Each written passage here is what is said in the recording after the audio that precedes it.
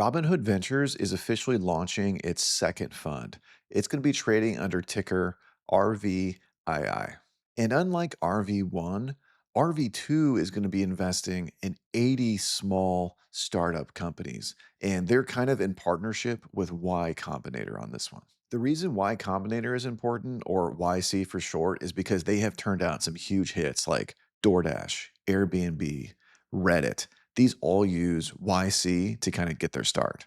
So, giving investors a way to get invested in these companies before they really blow up can show that this fund has massive upside that could be on the way. But, like we've learned so far with RV1, there's probably a ton of volatility as well. So, today I'm going to be explaining the differences between RV1 and RV2, talk about the pros and cons of investing in RV2, as well as give a breakdown of some of the stocks that are involved within the fund, and ultimately give you my thoughts on if you could invest at IPO or if maybe you're better off waiting. And before we go any further, if you're interested in learning more about RV1, I did a deep dive video that goes about all of the major companies at the time that were invested. And that's a great place to start because RV1 has a lot of key differences versus RV2. So be sure to check out that video as well. So let's break down what is RV2. RV2 is going to be ran by Robinhood Ventures, and they are starting off with 80 private companies that they have seeded with investments right around $250,000. And most of these agreements that they've made are called SAFE agreements. SAFE stands for Simple Agreement for Future Equity. And this is a fancy way of saying Robinhood is giving them money now for equity in the future. But there's a catch when it comes to safes. These safes do not guarantee a certain percent in the company. So this is way different than, let's say, if Robinhood was buying 5, 10, 15% of these companies' equity. Safes can change in value, they can have future dilution to it. And long story short, there's way more risk involved with safes than there is with normal investing when it comes to companies. Now, having said that, it's important to note that safes are also really common when it comes to venture funds. So, this is just kind of how it works. You're taking a bet on a company that may or may not prove itself. So, you don't want to really give too much money or get too much equity because who knows if the company is going to work anyways. Now, the companies that Robinhood is working with, again, like I mentioned, are working with YC or Y Combinator. And the way that YC works is they're kind of an incubator for small companies. They give initial funding, they help make connections. Basically, they help you grow your business. And in return, they get money and equity in your company if it does eventually one day pop off. But they have had some success here. I mean, like I mentioned, they've had massive companies like Coinbase, Reddit, DoorDash, Airbnb, lots of huge successes from here. So at this stage, if you got in with these companies, like imagine getting in with a really early phase in any of those, your investment would be huge now.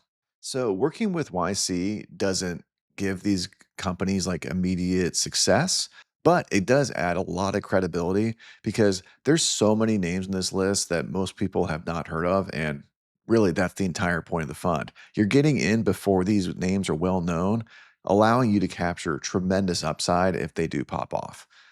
Now, the next thing that we need to talk about is the difference between the fund's stock price and what NAV is. So RV2 is going to IPO at $25 a share. And this price is going to be fluid and trade like a normal stock does on the market. It's going to go up, it's going to go down, and it's really just going to be a supply and demand equation. If people are interested in buying it, it's going to go up. If people want to get out of it, it's going to go down. That part remains fluid. The next part of the equation, though, is the NAV, which stands for net asset value.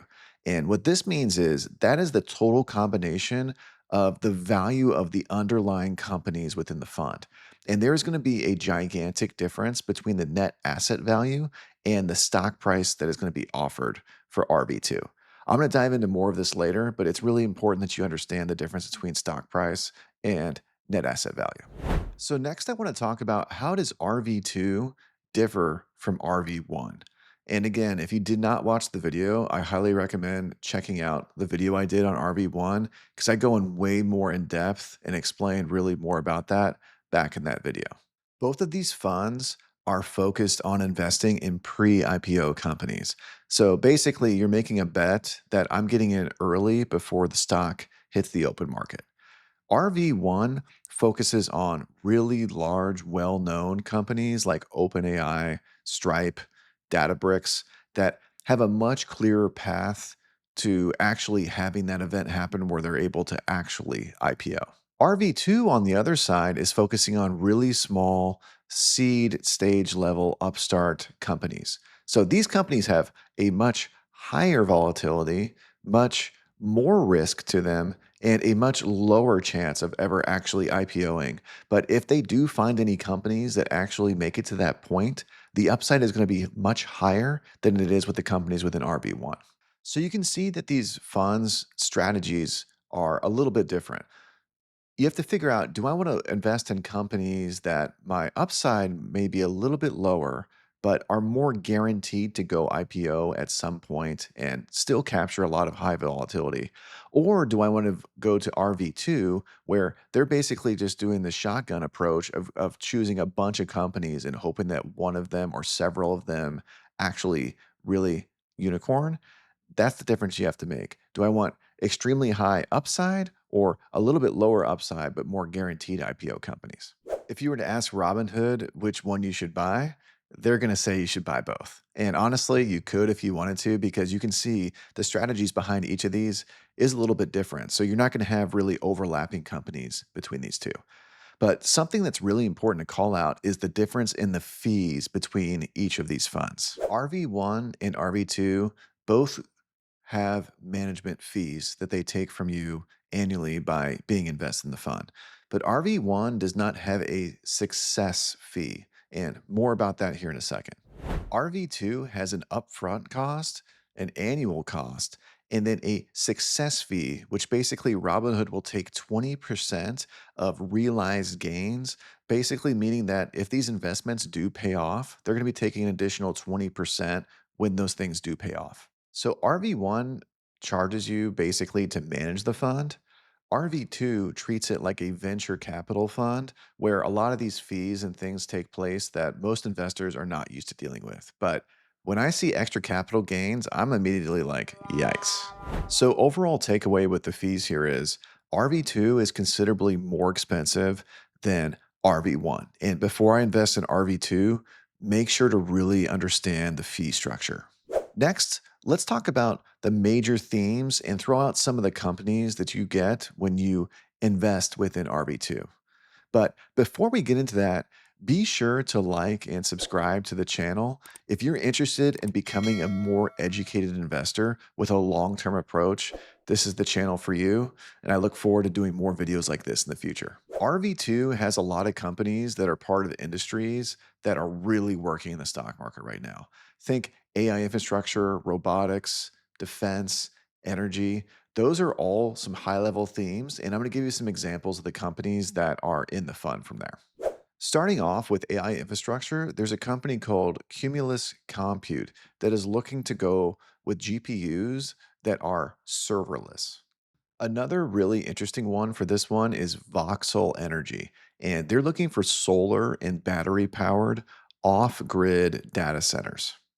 For semiconductors, there's a company called Matforge that is looking to build chips with new materials in mind. And then there's another one called Visible Semiconductors, and they're trying to figure out a new design using AI agents to kind of help inspire the new designs. For energy, which is one of my favorite areas to invest in right now, there's a company called Apollo Atomics, and they're trying to figure out a compact sized nuclear reactor, which needless to say is very speculative. Next, for robotics, there's a company called Asimov Robotics, which is working on human data from motion to then allow that transfer over to robots. And then finally, for defense, there are two companies, Drone Detector and Surtur Defense, which are focused on drone technologies as well as counter drone technologies. And we know those are both very hot areas right now in defense. Those are a few examples of some of the industries that I'm interested in. There's tons more to go look at. Again, there are 80 companies that they're picking from across different industries. So they are trying to do a variety of different companies, but the high level takeaway from all of this is you're getting access to companies that are playing within really specific niches that are doing very well in the market and are going to be critical if they do work for the future. Next, let's talk about the bull case versus the bear case when it comes to owning RV2. And I think the bull case is a little bit more straightforward. You are getting access to really early stage companies, meaning that they could have tremendous upside if their idea or their technology ends up working out. This is going to draw a lot of interest from investors that would value access to these type of companies. And if there's a lot of demand for this, it's going to naturally drive the price of the fund up from there. The bear case, though, has a couple of extra layers that I want to visit and get back to that NAV that I mentioned earlier. But in general, one could assume the bear case would be that if they pick all of these companies, none of them work out, and all I'm doing is just sitting there paying fees while the value of the fund goes down. And let's be honest, this is going to be super volatile. So the chance for it going down could be relatively high. The next layer of the bear case that I want to talk about, though, is going to be the cash on hand that you're paying for when you invest in RV2. So as of July 15th, RV2 is going to only have right around 7.4% of its total value, that NAV, that's sitting there within cash. If you think about it, the NAV of the rest of the companies, assuming about $250,000 of an investment, you have 80 companies, that's about $20 million right there. Robinhood is planning to offer up about 8 million shares at their IPO, valued at $25. So this is about $200 million that is going to be raised. When you take away the sales load fees and everything else that's being offered, this would mean about 180 some million that could be entering the fund. When you think about what I told you, that for right now, I'm getting about $20 million worth of stock, I'm going to be paying to enter RV2 with 90% ish of that remaining in cash. So this is important because do I want to invest in a fund that is 90% cash? But a key caveat here is obviously they want cash available to continue to invest. But as a new investor at IPO, do I want to be one of the early people that pays in for with a tremendous amount of cash? All of this also doesn't include all of the heavy fees that I'm paying for just being in the fund. This is all stuff you need to think about before you participate in the IPO or are interested in getting to RV2 anytime soon. So it's probably easy to see where my recommendation is going to be and what my key verdict is when I went through and dug into the fees in the companies and all of the cash involved. I recommend investors put this on their watch list and not participate in the IPO. I want to see what Robinhood does with all of this cash and how quickly they deploy it from there. It's also really going to be interesting to see how volatile this fund is. RV1 has been really explosive on the upside and it's been really explosive on the downside. If you got in on the IPO, you might be up a couple bucks a share, but there was times where if you bought at the top, you would already be down a lot. This is why I'm a big fan of just throwing RV2 on the watch list and not participating in the IPO. If you do decide to buy, either in the IPO or near term, I really recommend making this a satellite position to your portfolio and not going all in or putting a ton of money in. You can count on this being a very volatile upside part of your portfolio that should be balanced out with other things because if you go super volatile, that's how you get burned in the long run. So those are my thoughts on RV2. I'd love to hear in the comments below what your plan is going to be. And if you're planning to buy the IPO or buy anytime soon, if there's certain areas that you're really interested in, or if you're very adamant people should stay away from it, feel free to throw it in the comments below. I look forward to reading all of those. Also, be sure to please like and subscribe if you learned something today. I guarantee that there's going to be more videos in the future where I do dives like this that you're going to be interested in. Appreciate you watching, and we'll talk next time.